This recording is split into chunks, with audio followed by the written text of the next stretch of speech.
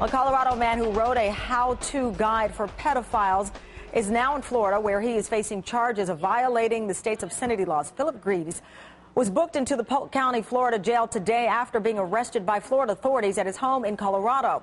His first court appearance is scheduled for tomorrow. While he was led into the jail, Greaves talked about why he wrote this controversial book, the title being The Pedophile's Guide to Love and Pleasure. I wrote this book kind of to exercise my own childhood, because when I was a child, I was introduced to sex at a very early age, and I had sex with other children that were fairly young at that time. I stopped all of that at the age of 15, and I didn't have sex again until I was 28. Did someone force you to do that? No. They just introduced it to us, and we didn't know it was wrong or bad. Who introduced you? A 10-year-old girl at a babysitter's house. She'd seen her parents messing around. Polk County, Florida Sheriff Grady Judd sought Philip Greaves' arrests, and he joins us now by phone. Sheriff, thanks for joining us. It's my honor to speak with you today. Well, you know what? Let me ask you about the case that you're building, or these charges against Philip Greaves. Some are wondering if they can stick because you're looking at anti-obscenity laws, which prosecutors around the country said that they were having a difficult time while this book was disgusting. It was freedom of speech, and they weren't able to bring this guy up on any charges. How strong is your case? We believe our case is really strong. We didn't do this unilaterally. We worked with our state attorney's office, our state attorney Jerry Hill, and Brad Copley, the special prosecutor. And then we had an independent judicial review by a circuit judge who issued the warrant.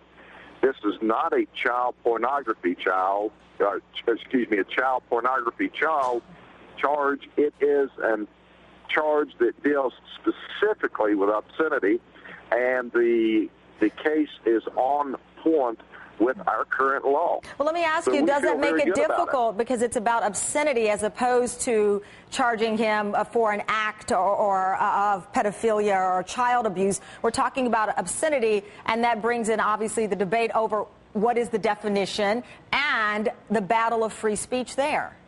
Certainly, obscenity is determined by the community, and he will be tried here where he delivered the book, where he violated the law. And quite frankly, I'm comfortable that we could try this case in front of any jury in any state in this country and get a conviction. If we didn't feel comfortable with the charges, certainly we wouldn't have inconvenienced him or made in any cases against him. But the bottom line is there's some things you can't do. You can't scream fire in a crowded theater.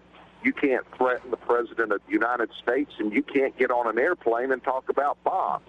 Well, you can't write a how-to publication to sexually abuse children.